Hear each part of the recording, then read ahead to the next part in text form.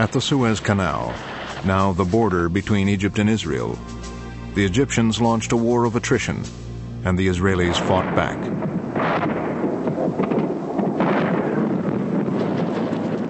With growing casualties, political attitudes in both countries hardened.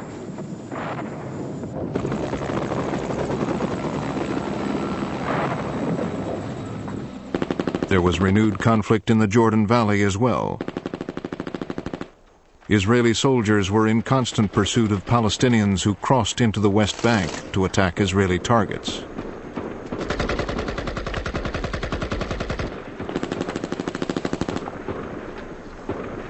There was no talk of peace.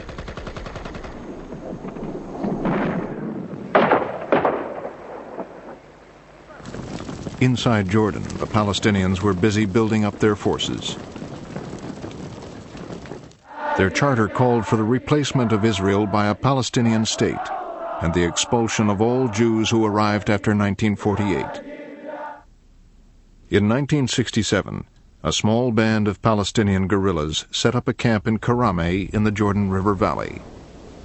From the bank of the Jordan, they could see the Israeli soldiers patrolling the West Bank. We waited until the Israeli patrol vehicle had passed by. Then we started to cross the river.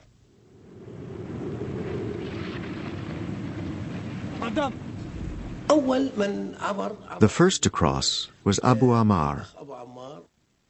Abu Ammar, or Yasser Arafat, was an engineer who became one of the founders of a resistance group called Fatah. This was their first crossing of the River Jordan, launching their campaign to establish a Palestinian state. We know that is not easy. But we are ready to pay the price. On me, the water of the River Jordan came up to here. On taller people, of course, it wouldn't come so far up. Now, Arafat is short, and the water came up to his shoulder. He had his clothes on top of his head, and he waded slowly, slowly. If he slipped, he would fall, and everything would get wet, especially his gun. Beyond the river, in the occupied West Bank, the Fatah guerrillas set about recruiting and training small resistance groups to strike at Israel.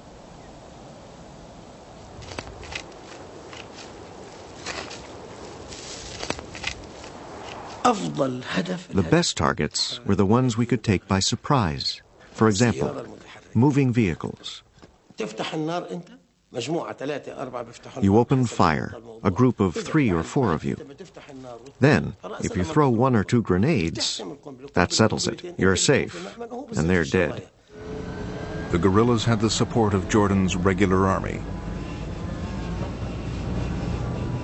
At first, I encouraged them when they went on operations. We would provide covering fire as they crossed the river. If the Israelis hit back, the Kingdom of Jordan would take the blow. So I asked His Majesty to meet them. I had never seen a photograph of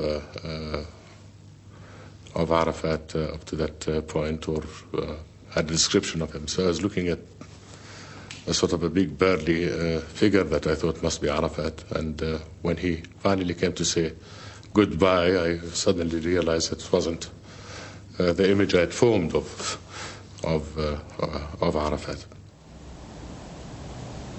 The actions launched from Karame worried the king, but he was unable to stop them.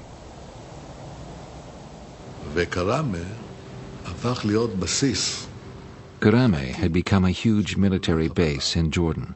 The terrorists there were sending units into Israel. The straw that broke the camel's back was an attack on an Israeli bus taking pupils on a school trip south of the Dead Sea.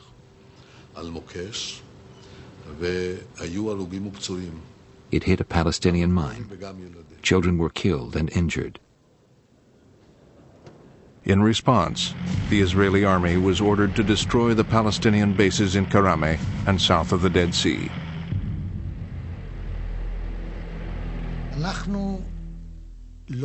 We were not very careful. After the 1967 war, we didn't take the enemy seriously. We didn't bother to hide any of our troop movements.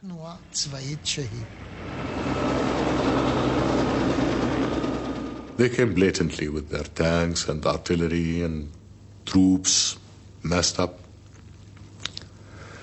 So we realized that something was about to happen. I think they were overconfident. Early in the morning, at about 5, we were told that the first Israeli elements had crossed one of the bridges. The Israelis attacked. Facing them were 300 Palestinian fighters with orders from Arafat to hold their ground. By midday, half of them were dead, and most of the rest were rounded up. Arafat had slipped out of there at 2 o'clock in the morning. But the battle wasn't over yet. Jordanian army tanks arrived in force. I jumped when I was told the Israeli tanks were coming. I jumped out of bed. Shoot, I said. I was jumping with excitement. I wanted to face the Jews. Excitement. I wanted to teach them a lesson. Yes, by God, I did. The Jordanian involvement in the battle was very massive. We destroyed many of their tanks. 29 Israelis died in the battle. The Palestinians declared victory. We faced these huge, up-to-date military Israeli forces.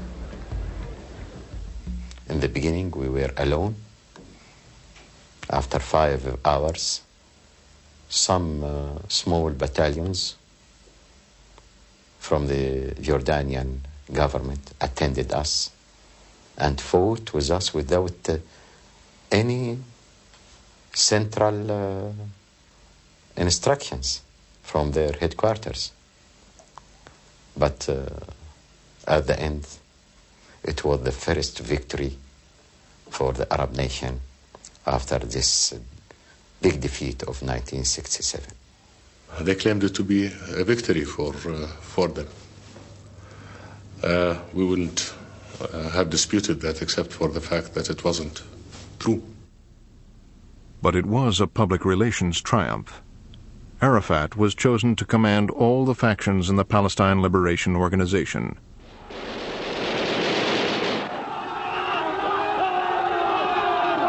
Inspired by the stories of a great victory at Karame, volunteers from many countries came to swell the ranks.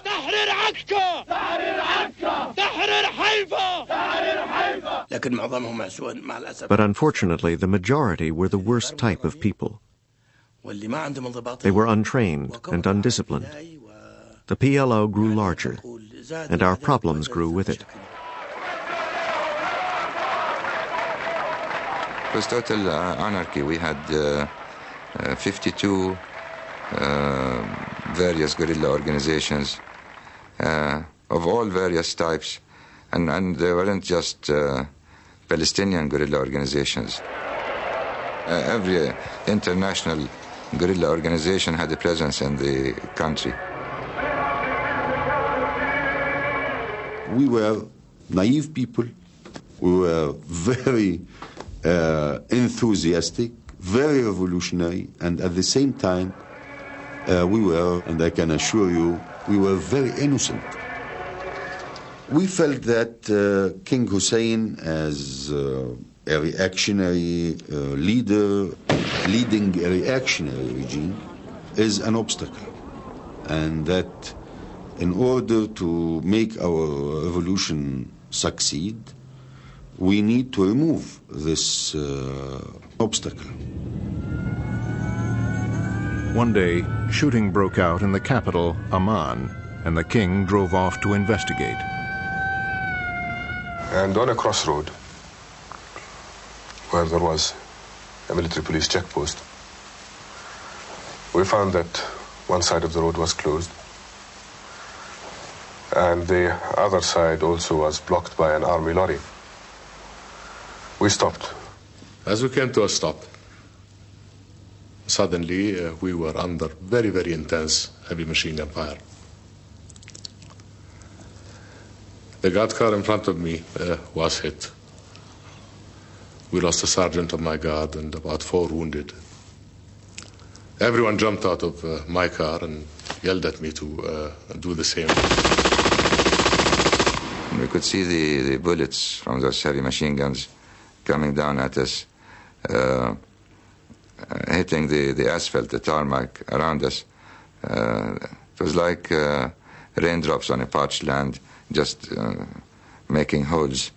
And those rows of holes were getting closer and closer to where we were standing. I felt very angry. And I believe my reaction was to say a bad word, but essentially to the effect of, how dare they? The king jumped into a ditch. Spontaneously, on the spur of the moment, I had an idea to protect His Majesty physically, and the commander of the guards had the same idea at the same time. They converged from both sides to try to give me body cover, and they nearly broke my back in the process. Their driver turned the car around. We got into the car, shooting going on. Engine was revving like mad, but we were still stationary. So I told the driver just to hang on a second and engage the gear, which in his anxiety he had forgotten to do, and we shot off. The faction most determined to overthrow the government of Jordan was led by George Habash.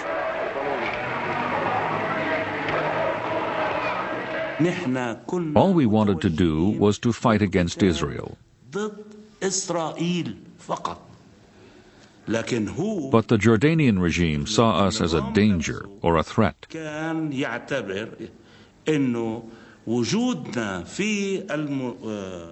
This was their problem, not ours. Dr.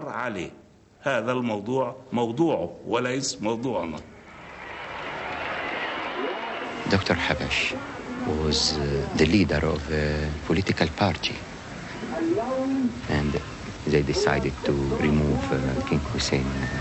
But from our point of view, we don't like to fight against the government, but if they are insisting to clash, we will fight.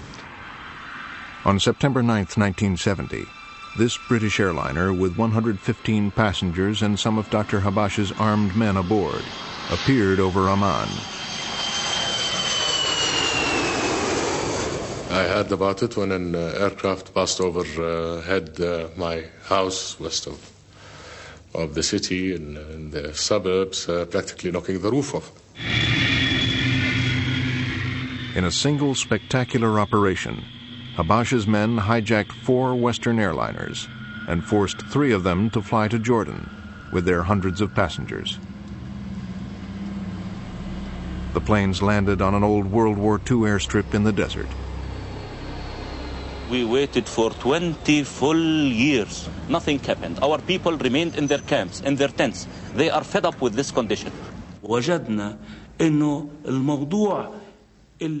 thought that the way to attract the world's attention to our cause was to hijack planes.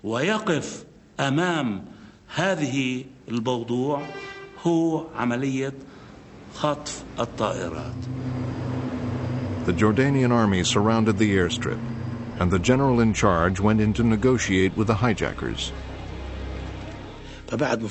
We spoke for hours. It was terribly hot. I stayed in the shade of the aircraft. I made a deal with them. We take the passengers, they keep the planes.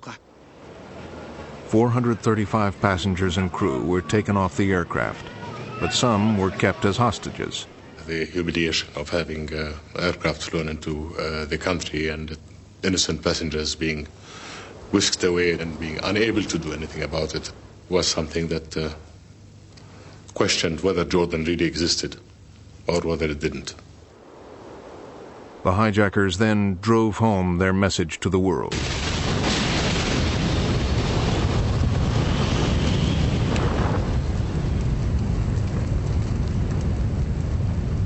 Well, that was the limit. As far as I was concerned, something had to be done, and done soon.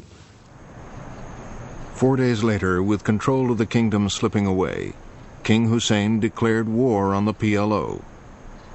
That day, Jordanian tanks and soldiers moved into position around the capital. Arab was poised to fight Arab.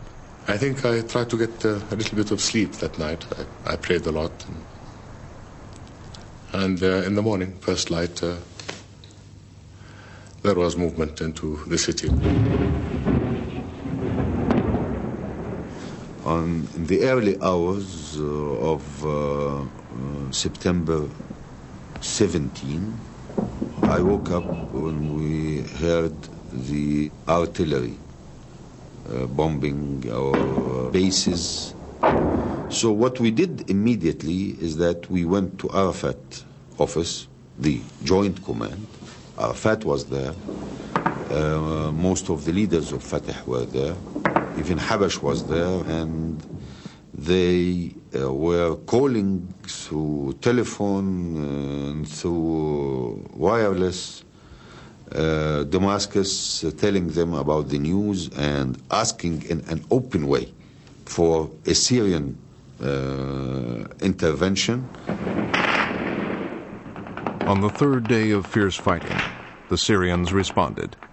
Our intelligence and our radar informed us that the Syrians were massing tank formations on the Jordanian-Syrian border. We had been arguing over this Syrian invasion, particularly with our Soviet friends at the time.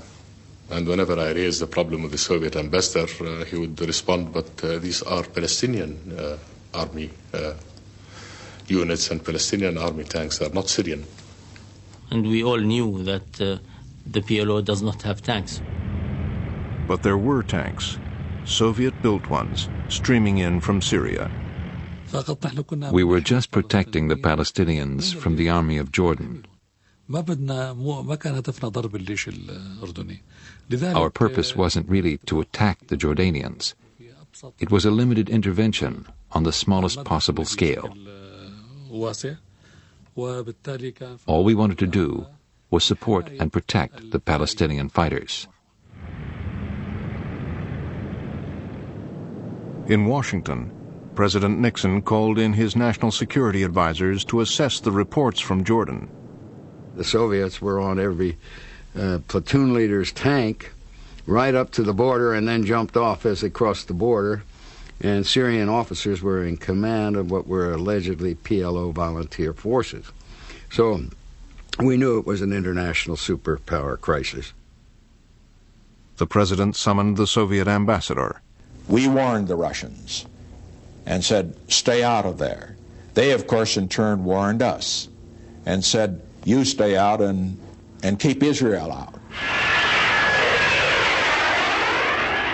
In the meantime, King Hussein's forces had destroyed many of the Syrian tanks, but they could not stop the advance. The pressure on the king was increasing by the hour.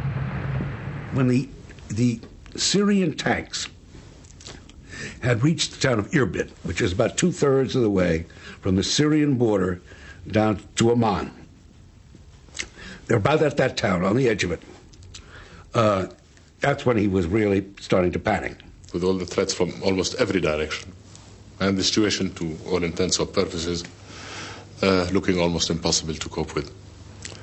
Army headquarters began to tell me that we needed help from outside, and we should ask for it from the Americans and any quarter that would be willing to help.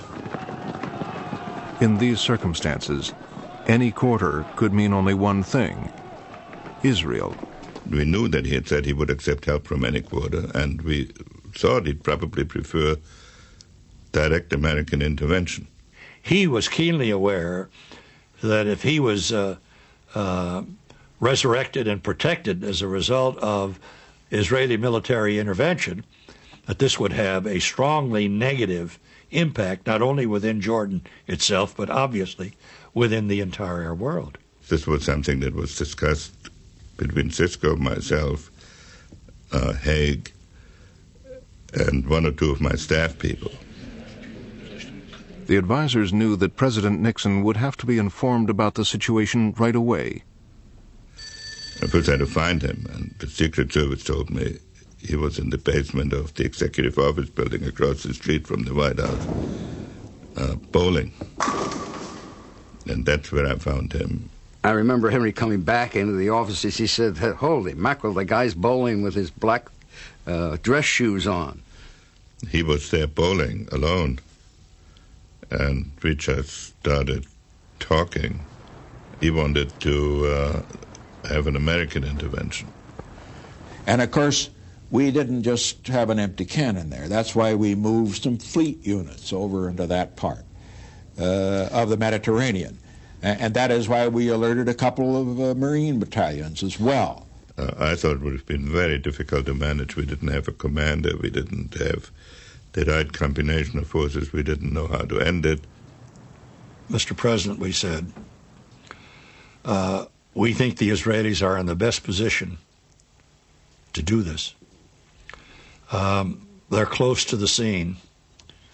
The resources can be employed rapidly. Once he understood that, he agreed to back the Israelis. Hussein was quite aware of and approved of what we were doing in this thing, and if he didn't approve, he didn't let us know. It was America's ambassador in Jordan who broke the news to King Hussein. And what I was told to say to him is, we'll get the Israelis to come in and help you. And I think this is a very serious moment for the king. We asked Rabin what the views of the Israeli government would be in these circumstances, and Rabin said he would report home and ask. I got the authorization to send Phantoms to fly over these tanks. I briefed the leader of the formation myself. I told him, fly over them. Leave no doubt that they see you and hear you. Make mock attacks so that they understand what we want them to do, which is to turn around and go back. So our 4 aircraft perform maneuvers over these tanks. On the side, I had another 2 quartets waiting, just in case. But no one bothered them. The tanks turned around and went back. A quartet of Phantoms was enough. Defense Minister Assad did not want to commit our Air Force. We were fighting an ally. The Jordanian army is our friend. We can't attack them using planes. Whether it was because of Arab solidarity or the threat of Nixon's Sixth Fleet and Israel's warplanes, Syria finally withdrew its tanks. The Jordanian army could now give all its attention to kicking out the Palestinians. Yasser Arafat, hiding somewhere in the capital, sent out an SOS. I remember that he made the broadcasting through the station we had, asking the Arab world and the Islamic world to intervene. The Arab world heard him. Its leaders gathered in Cairo for an emergency meeting, chaired by President Nasser. Nasser decided that the leaders should send a delegation to Jordan to ask King Hussein to stop killing Palestinians. At the head of this delegation was the president of Sudan. We went to King Hussein. Of course, he offered us every kind of delicious dish. They kept telling us that you have to stop things immediately. But we can't stop. I mean, we're in the middle of a life and death struggle. Then we stayed for dinner, going through all the arguments. I believe that that experience was one of my worst during that particular period of time. Because one is concerned, one is worried, one is trying to deal with problems changing every minute, and suddenly to have to entertain a group that is totally out of touch with reality or with the needs of the moment. And we kept on talking and going through all the reasons until daybreak.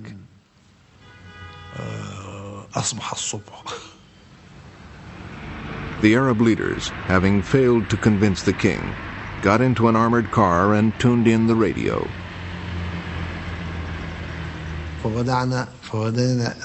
We started to hear Arafat talking, and Arafat calling for help. The leaders went to Arafat's hideout and provided him with a new identity, a family man complete with wife and child. We passed off the child as Arafat's, so that the guards at the airport would not stop us, and we made Arafat change into Arabian dress. Thus disguised, amid the delegation of Arab leaders, Arafat made it past King Hussein's soldiers guarding the airport. And then suddenly I heard with utter shock and disbelief that they arrived in Cairo. They had Arafat with them. Arafat had had a close shave in more ways than one.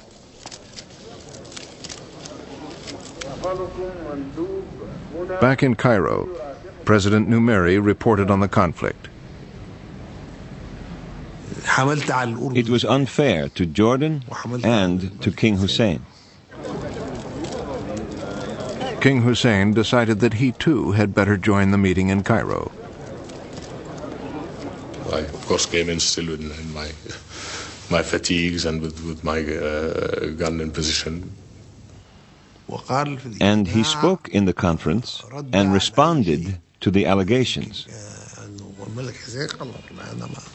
He said he was not against the Palestinians at all. President Nasser imposed a deal which met most of King Hussein's demands. Arafat gave in. He agreed all his fighters would leave the capital. The PLO tried to regroup in the north of Jordan, and it took King Hussein another year to drive them out of the country altogether. The PLO's attempt to take over Jordan had failed.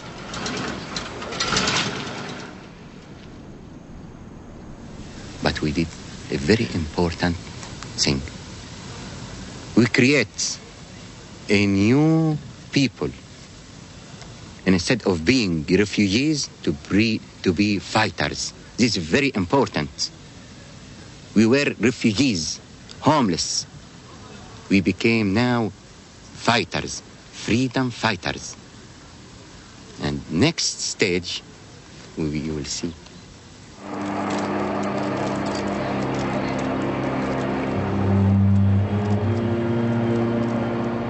Arafat and his battered fighters moved to Lebanon, where they regrouped.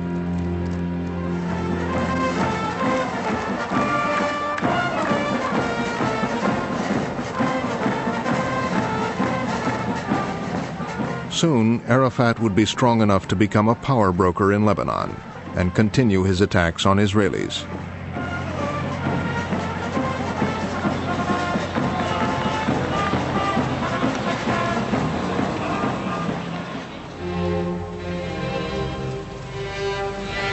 The Olympic Games stand still.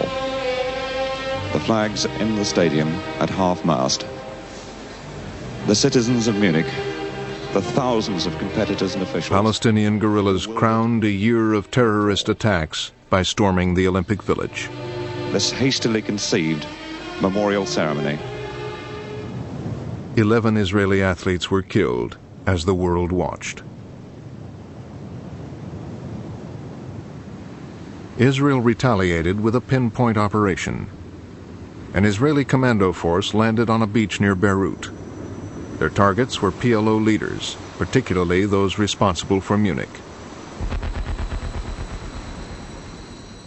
Arafat, who was working late at the PLO's busy headquarters, escaped.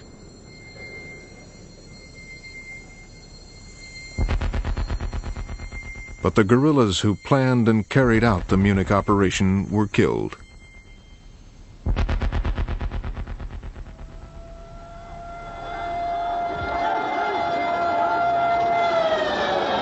At the funerals, the Palestinians and their Muslim allies erupted in fury.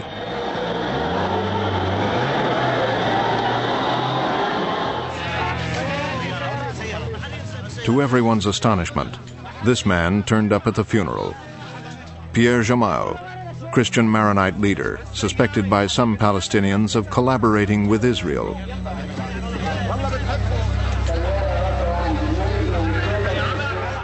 Jamal led a Christian militia, the Phalange.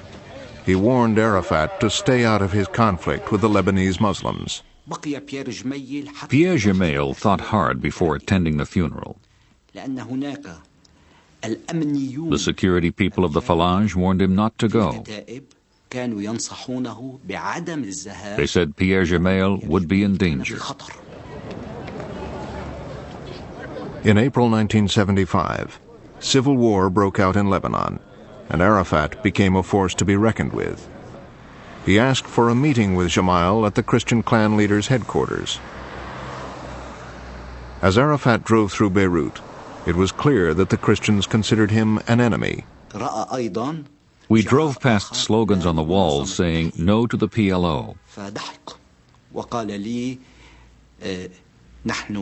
He laughed and said to me, "We must do something about this, or Lebanon will explode." The civil war escalated. Arafat aligned himself with the Muslims, while Christians sought the help of Israel. The Christian leader then gave the PLO an ultimatum. We are asking the Palestinians to stay quiet. If they want to remain in Lebanon, to stay quiet in Lebanon.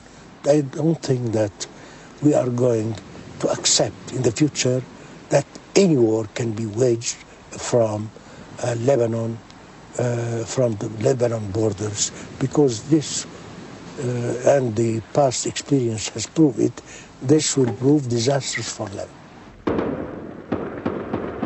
Arafat ignored the warning.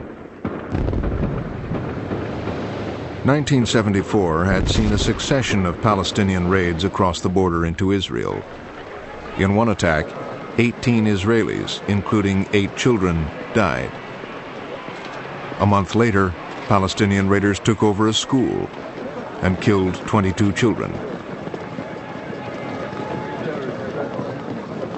Israel's main anti-terrorist efforts shifted along with the PLO attacks.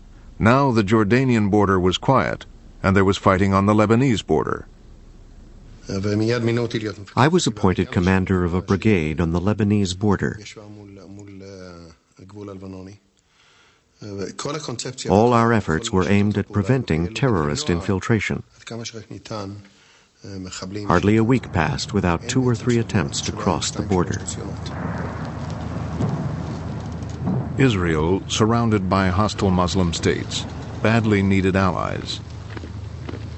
When Lebanon's Christians were challenged by the Palestinians and Lebanese Muslims, they asked for Israel's help.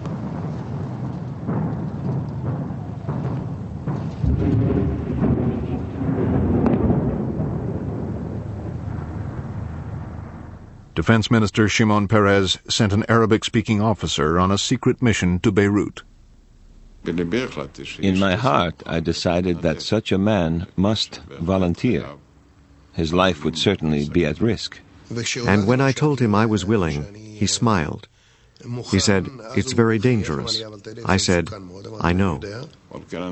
I saw Fuad's mission as a trip to a minefield, a place where there are many traitors.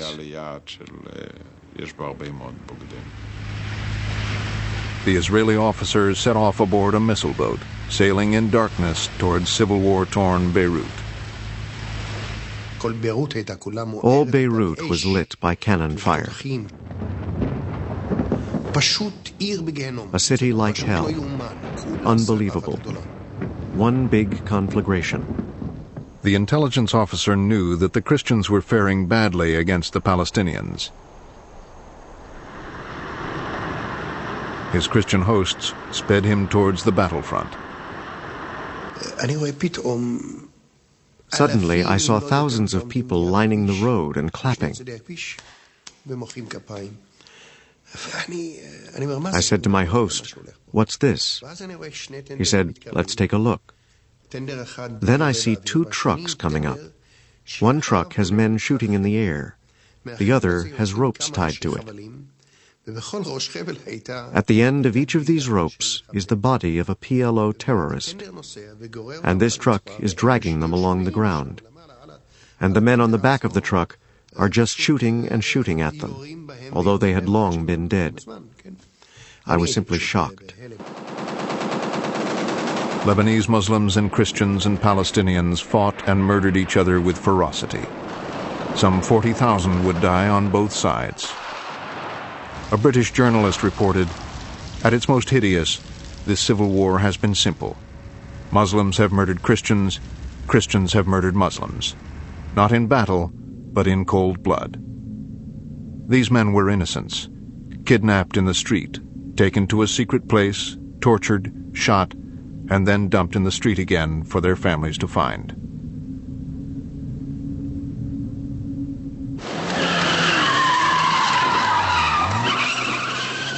The Israeli intelligence officer confirmed deep anti-PLO feeling among the Christians.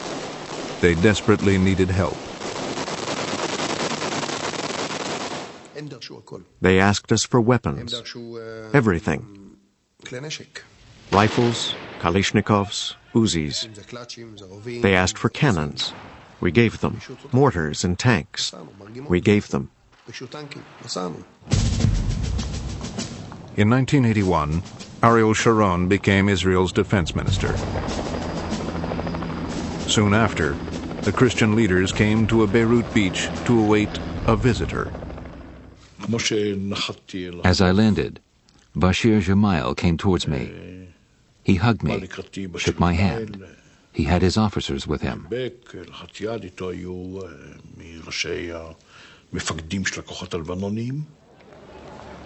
Bashir, the son of Christian leader Pierre Gemayel, now controlled the weapons supplied by Israel. He had ruthlessly eliminated his rivals and united all the Christian forces under his command. Sharon, at a meeting with the Christian leaders, revealed a plan to root out the Palestinians.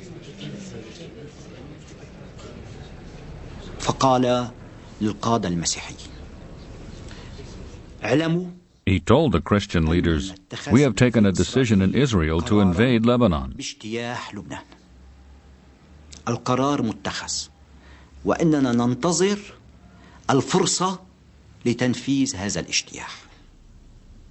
Sharon told the Christians they would have to help. Israel's troops could not march into an Arab capital. Expelling the Palestinians from the city would be the task of the Christians. I said, "Remember, if an invasion happens, it's a mission you will have to carry out. You, and only you, can do this." But the Israelis could advance to the outskirts of Beirut and encircle the city.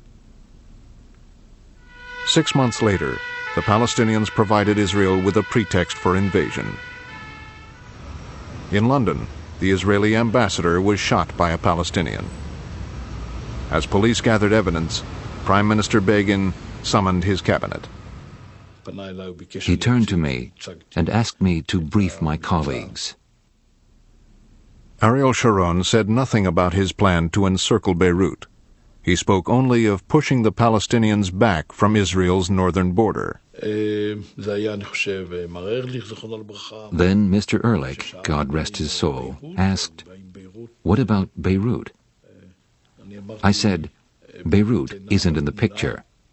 The plan is to create a 40 to 45 kilometer area in which there will be no terrorists." Israeli forces crossed the border and moved rapidly into Lebanon. But Prime Minister Begin reassured the Israeli parliament. And if we achieve the 40-kilometer line above our northern border, the job is done. All fighting will stop. But within hours, Sharon found an excuse for pushing farther. We got information that units of the 1st Syrian Division were moving south. towards the Bekaa Valley in Lebanon. Sharon persuaded Begin that Israel's troops should now advance deeper into Lebanon to outflank this Syrian force. It would mean going beyond 45 kilometers. Whoever said we would give terrorists immunity beyond the 45-kilometer line? The government never gave immunity to any terrorist anywhere. We will not give immunity to any terrorist anywhere. Within 3 days of telling the cabinet that Beirut was not in the picture, Ariel Sharon had moved Israel's troops to the outskirts of the Lebanese capital.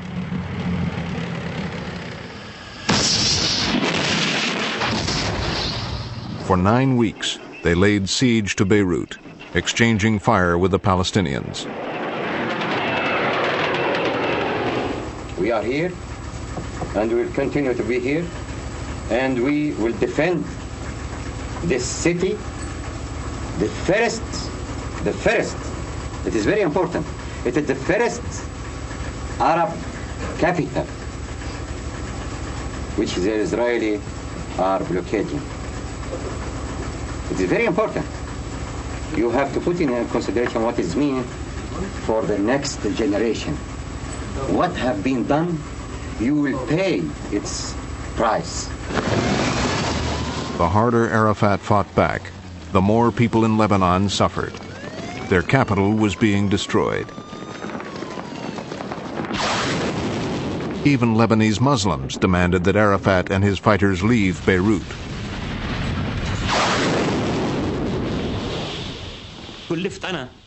I was the one who had to raise the question with Arafat. He was shocked.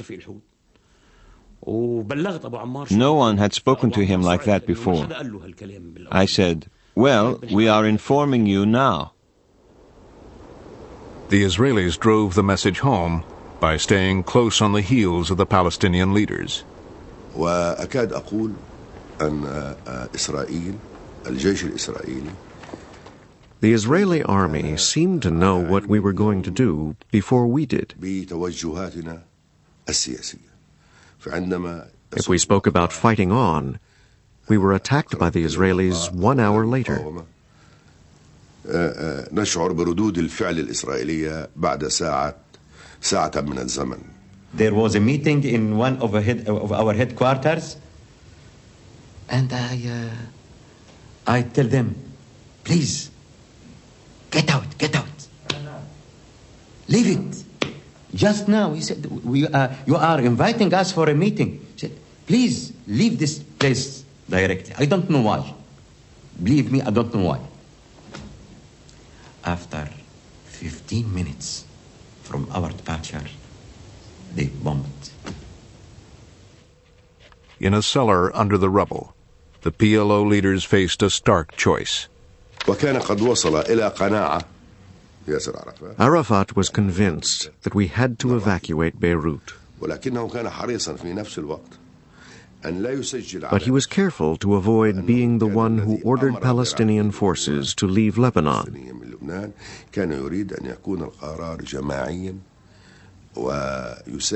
He wanted a collective decision by all the faction leaders. The price of further defiance was clear. So we took a hard decision. I can say today that everybody accepted it. All of the leaders of the Palestinian Revolution said yes.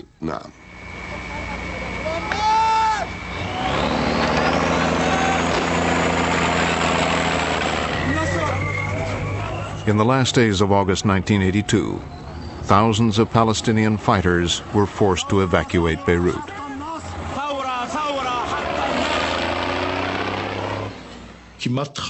Nearly 15,000 men expelled from Beirut. This was unprecedented. An entire terrorist organization expelled from a capital.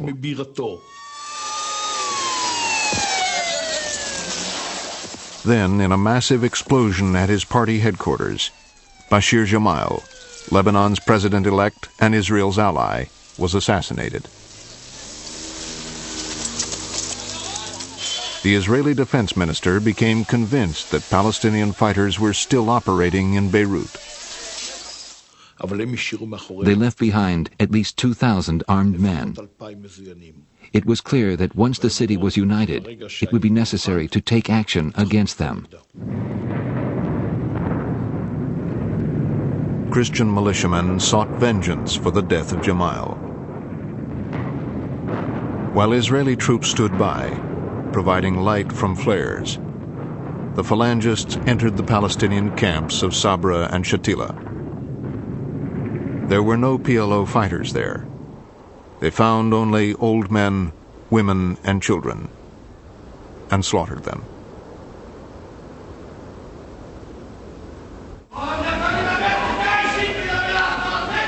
You should be ashamed of yourself. I am not here to explain this horrible tragedy. It belongs to a world of dark motives, not our world. Only those who carried it out can be blamed for this massacre. I hope they will be punished. You are an enemy of the people. You are worse than evil. In the largest demonstration in Israel's history, 400,000 people protested Israel's role in the massacre. It is true that we lost our base in Beirut, but they lost the war. Once again, through a combined effort of Arabs and Israelis, the PLO had been driven out of an Arab country.